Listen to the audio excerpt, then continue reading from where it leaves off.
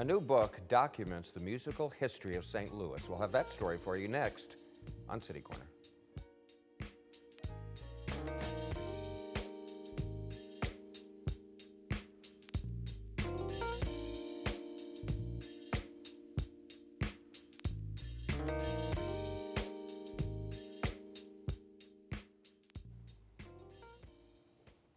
I'm Steve Potter, and welcome to City Corner.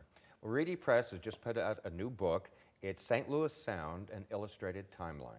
And we have Steve Pick with us. He, along with Amanda Doyle, are the authors of this book. And Steve, welcome to the program. Hi, glad to be here. Well, you and Amanda, we know Amanda very well from a lot of other books she's written Right. about St. Louis and things. Were you equal partners on this, or what role did she play? Well, she was the brains behind the organization. She was the one that they contacted first, and she asked me to help her out with it. She knows a lot more about history than I do. I know a lot more about music than she does, so we were a perfect team. Perfect team to do this. Well, this is in chronological order. It sort of documents the history of music. The way you put it, I think, is, I quote, from the French fiddlers of the fur trading days to the rock and hip-hop icons of the present. Yes. I guess everything in between. Yes, and even actually further back, because we have a part about the mound people of the Cahokian mounds. But yeah, it's basically 99% of it, or 95% of it, is the last 100 years, because that's when you can hear it. It's been recorded, but we wrote about all of it. But so what's so special about this, though? Don't we all know this? Well, apparently not. And that's the fun. There's a couple of things. First off, the reaction to the book is so many people have said, I didn't know Albert King was from St. Louis, or I didn't know so-and-so was from St. Louis. I knew all of these people were from St. Louis, but I never thought about it. I knew them as individuals, right? When we put the book together, all of a sudden there's 177 entries about music in St. Louis, and this breadth of it all in one sitting is just amazing to me. Would you describe yourself as a music nerd? I'm a music critic. Oh, you don't like nerd? I don't think of it as nerd. It's natural. I didn't mean that in a bad way. That's all right. Well, tell me just about you personally. You were probably like me, right? When you were like 12 years old, you started buying 45 records and things, or what? Kind of. I'm actually different than most music fans in that up until I was 7, I bought hundreds of records. I liked to watch them spin around, so I didn't care so much what they were. Then I switched to comic books, and I spent most of the next 12 years buying comic books. I did have 1 year at puberty where I really focused on music, but other than that, it was comic books until I was 18 or 19. That's when I got into music. And music listening sure has changed, hasn't it, for young people today? You know, I'm older than you. I hate to bring that up, but I grew up, you know, before the internet and music services, and literally the way you kept abreast with current music was to listen to your favorite radio station, and which was on like constantly. Is that how you grew up too? Well, you listen to your favorite radio station, but again, when I got really into music at 18, 19, the music I loved wasn't being played on the radio. So you had to read magazines, you had to read Cream and Rolling Stone. Because what kind of music was that? Punk and new wave. Right. That's what got me really into the thing. And radio all at one time was all like top 40 stuff, right? Or progressive rock or different things like that. Well, your book is St. Louis Sound, an illustrated timeline, and the photographs are just as important as the text, I would say, in this book. And that's what took so long to do it. We worked on this book for 2.5 years, and the writing of it took less than a year. But finding photographs, that turned out to be a lot more work than either Amanda or I was prepared for, but we got it done. Really? How hard is that? You'd think that photographs of musical performing acts would be plentiful. But you have to have the rights to use them. Ah. How complicated is that? It's fairly complicated, but eventually it got done. Some individuals contributed photos that they had lying around in their basements. Some individuals had massive collections of things that they let us use, and we used St. Louis History Museum, we used Getty Images, lots of different sources. You know, I really enjoyed looking through it. I'm originally from St. Louis, and I spent more than a decade hosting Cityscape on the St. Louis Public Radio, and for years and years I interviewed. I can't tell you how many people in your book I've interviewed. And I kind of got a thrill seeing that. Yeah, I bet. I mean, I know a number of the people. I've seen more than half of them play. So again, it's the breadth of seeing all that in one place that's pretty exciting to me. Well, the book is St. Louis Sound, an illustrated timeline by Steve Peck with Amanda Doyle. And a minute ago, Steve, when we started, you said that you actually start back to the Cahokia Mound days. Now, what does that have to do with St. Louis Sound? Well, it was here, and it was the first thing I thought of when Amanda came to me. I was like, well, let's find out what they were doing musically. It's harder than you'd think to find that out because There are no photographs of that. There's no photographs, no recordings, but Amanda did the research on that, and she came up with a pretty interesting entry, I think. Well, tell me about it. Well, it's kind of, that's a hard question for me to answer off the top of my head because it's in the book. But the music that they made was more ceremonial than anything else, and she found ways that you can kind of conjecture what the music sounded like. Mm-hmm. One thing I noted too, a very nice foreword by Joe Edwards, of course, that we know from the pageant and Blueberry Hill and a million other things. He certainly has been, although he's not a musician that I know of. Right. How influential has he been in the St. Louis music scene over the years? Well, he's one of the 5 or 6 biggest fans of music in St. Louis, and because of his Walk of Fame, because of the jukebox in Blueberry Hill, because of his concern about the pageant and the Duck Room, and now the Del Mar, he's really given St. Louis music many shots in the arm. I know Joe a little bit, but I have one memory of him that I'll never forget. Now, you'll appreciate this, and I've treasured it. Years ago, I was working for someone else who was doing TV.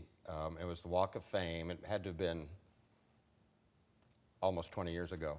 But I remember I was down there, and I interviewed a couple of famous people, and at one point, I was standing in between Ike Turner and Chuck Berry. Ooh. And I'll never remember thinking, I'm standing in between Ike Turner and Chuck Berry, and thinking, wow, this is a moment I'm never going to forget. Right.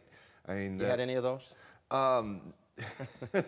You know, actually, I once saw Chuck Berry come out of Blueberry Hill at midnight when I was just walking down the street, and this was before he played there, so it was way more of a surprise. It was just like, that's Chuck Berry, and he just goes, how you doing, fellas? I saw his daughter once. I went my freshman year to University of Missouri at Columbia, and I had some friends, this was in the mid-'70s, I had some friends that would go to Chuck Berry's farm, which was around Winsville or something? Yeah, I never went there, but I've heard many I went stories. there once, and it's like a big barn party with live music, and someone said, that's his daughter over there. And I went to high school with his kids. no kidding? Yeah. Really? Wow. Well, you have a million images in this book, and we're going to take a look at some of them. Okay. And you can tell me what we're looking at. This is from the book, St. Louis Sound, an Illustrated Timeline. And we'll take a look at the first one here. There's the cover of the book, obviously. And it's fun because I put on Facebook a challenge for people to identify all of the, and it was harder for some people than you'd think. Okay, we were just talking about Chuck Berry. The first thing I wrote for the book was the Chuck Berry entry, and I'm really proud of how it turned out because Chuck Berry is the first person you think of in St. Louis music, and he invented so much of what became rock and roll. He wasn't the only inventor, but he certainly came up with the guitar licks that dozens and hundreds of guitar players played after that. And there are some people in your book that are pretty much just known to St. Louis people, but Chuck Berry is internationally known. Right, worldwide. And Ike and Tina Turner is another worldwide phenomena. And it's funny because people don't always know about their St. Louis connection. Neither one was born here. Ike Turner moved here from Mississippi, I believe, and became a fixture on the local blues scene. Wasn't Tina from East St. Louis or Tina was not born there. She did move there.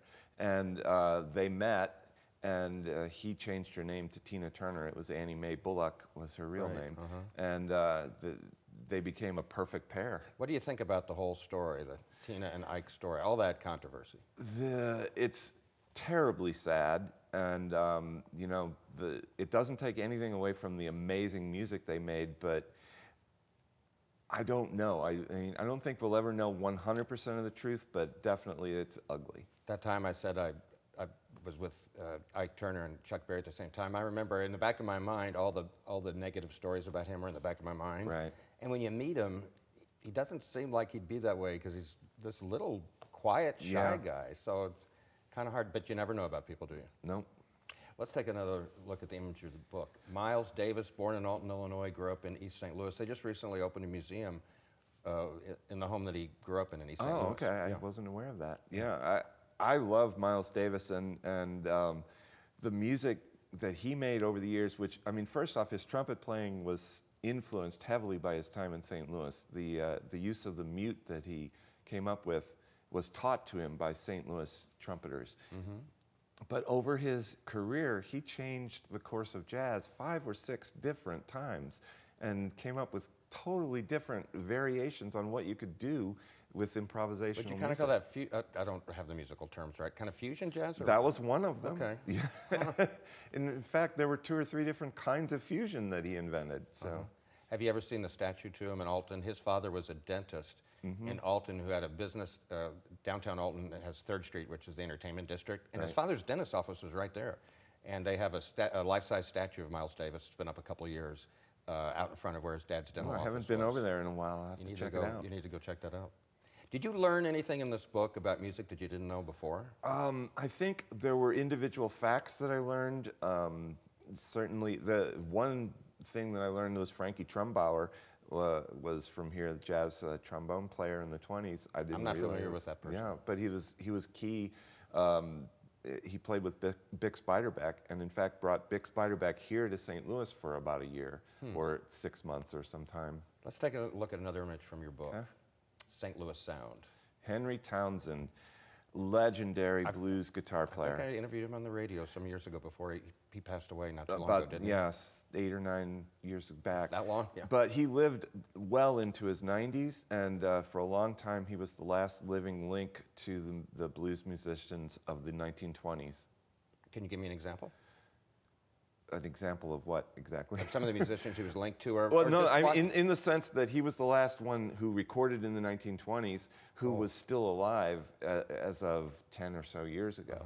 And that's where he died, actually. He was at a festival in Wisconsin, I believe, that was dedicated to Paramount Records, which was a label that he recorded for in the 1920s. I was going to say, I thought he performed almost up to the end. Oh, yes. Yeah, I mean, literally, he was, I think he either played the day before he died or he was scheduled to play the day that he died. I forget.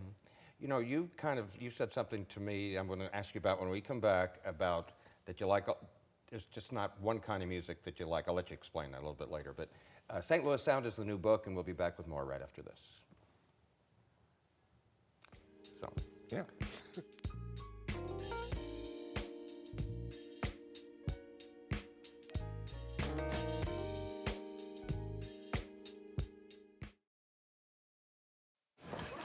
Hi. You think you're probably sober? Yeah. But you're thinking about taking the back roads home, just in case. Why would you do that? Probably okay isn't okay. Call a cab, a car, or a friend. Good choice.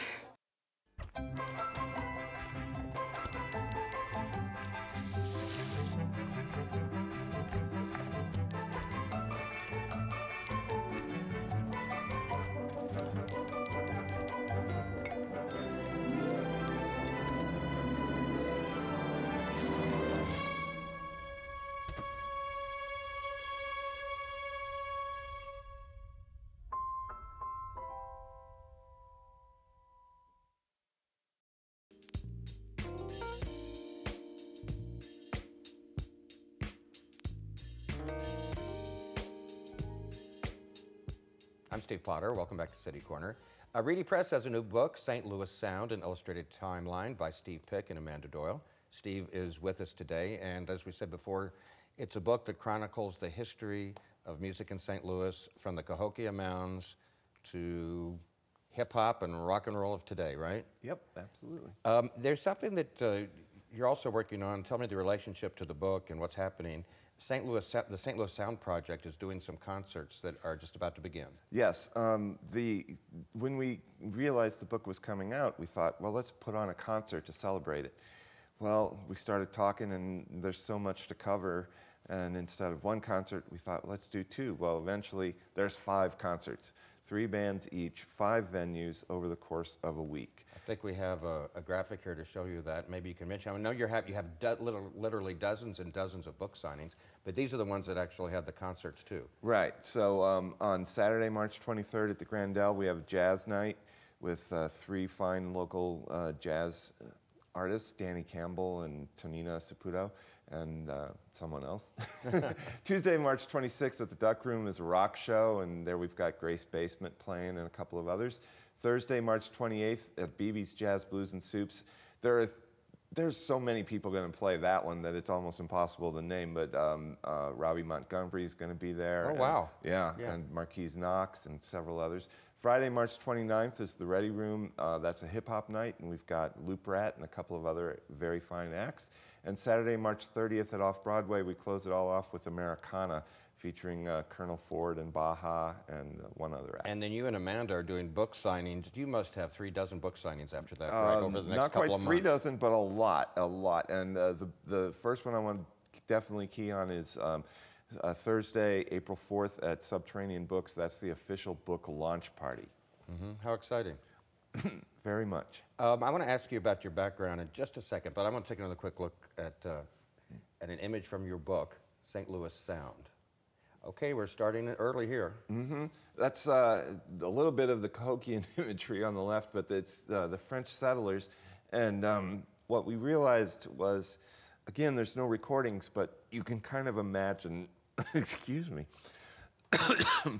what was going on in St. Louis area when the fur trappers first came here and became St. Louis officially in 1764. And there was a kind of French folk fiddle tune that came across the water and is actually somewhat related to the Cajun music down in New Orleans, although by a couple of removes. Let's take a look at one more image from your book, St. Louis Sound. And it's coming up any second. There it is. Josephine Baker. Now, she was a character, and I mean that in a good way. Yeah, she was. She grew up in St. Louis, and but she had to leave St. Louis to become famous. Right, she had to leave St. Louis, and she wound up in France, where she became absolutely a sensation in the 1920s. And why didn't she make it here?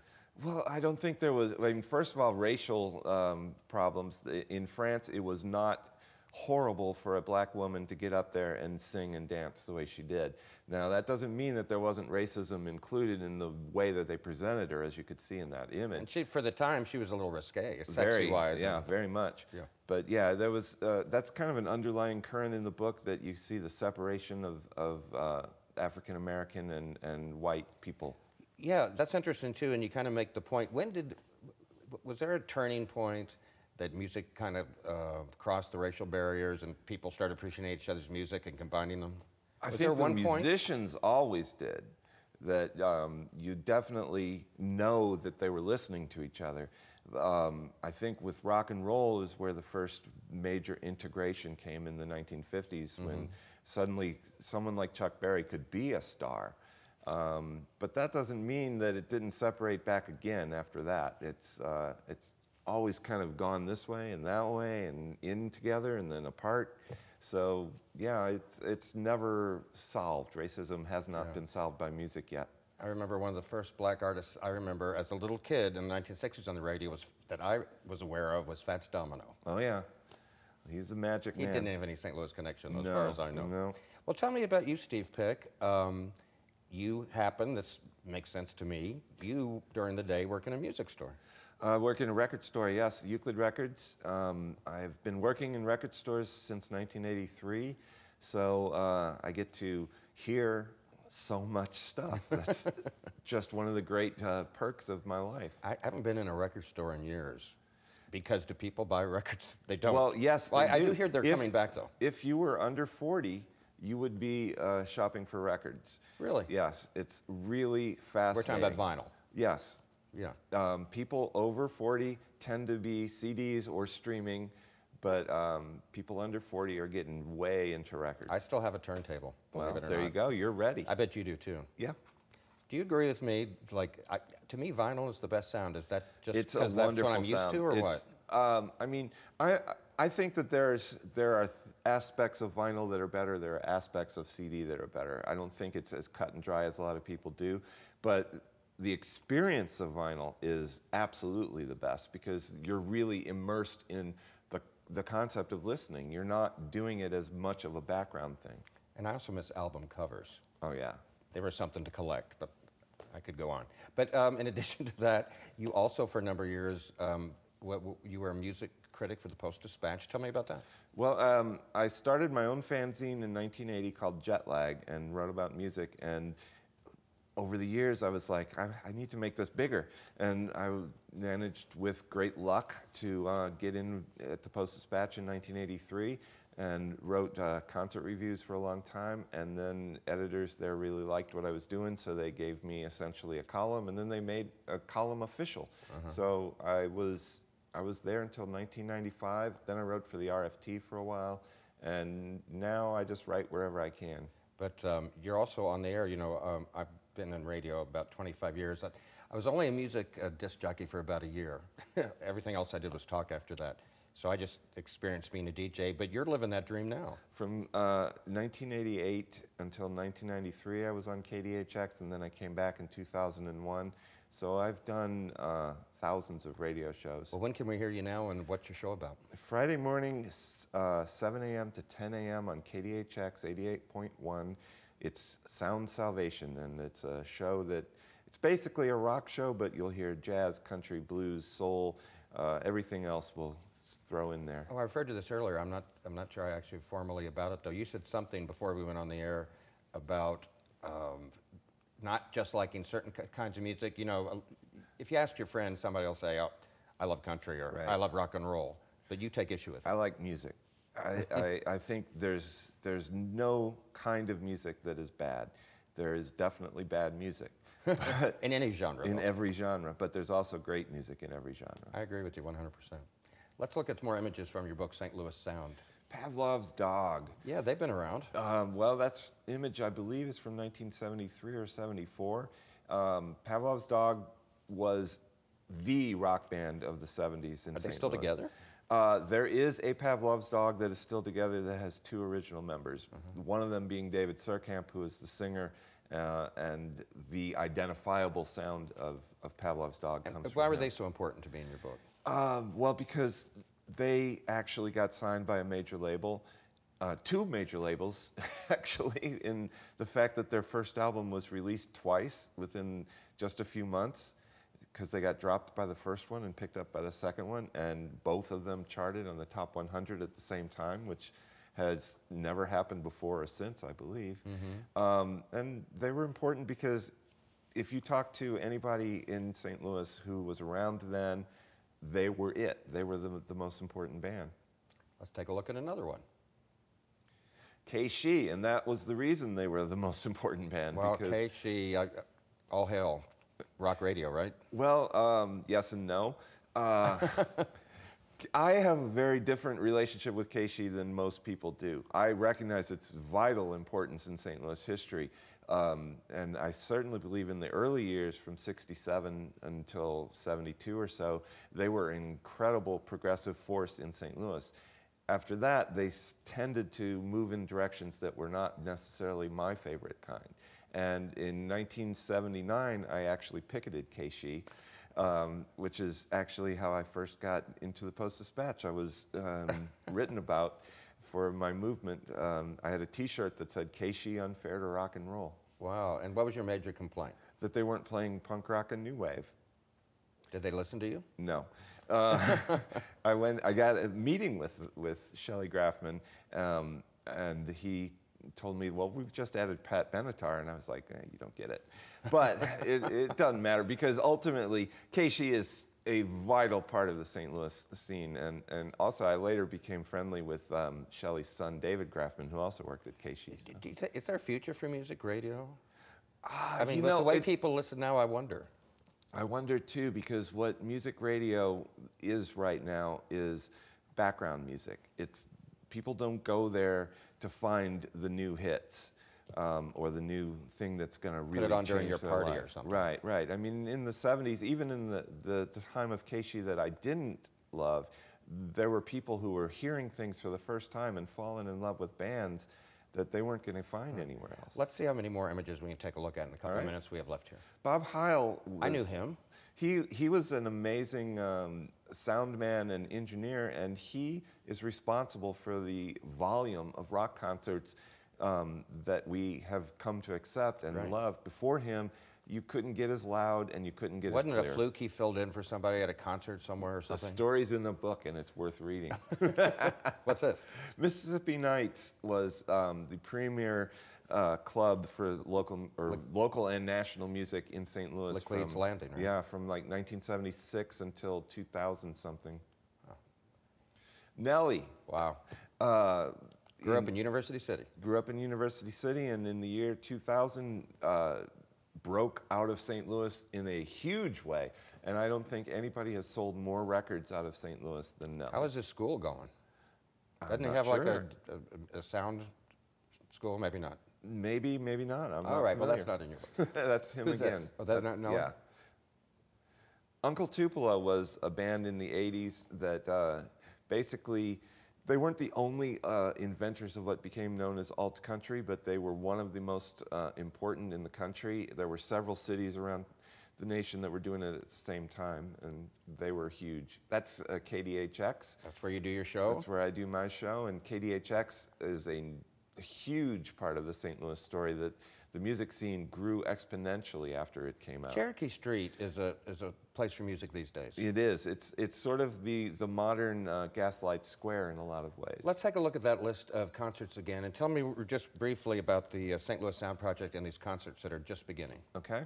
From March 23rd through 30th, we have 5 nights at 5 different venues, 5 different styles of music, at least 3 artists on each night, and you can get tickets at STLSoundproject.com. There's all the information you need. Mm-hmm.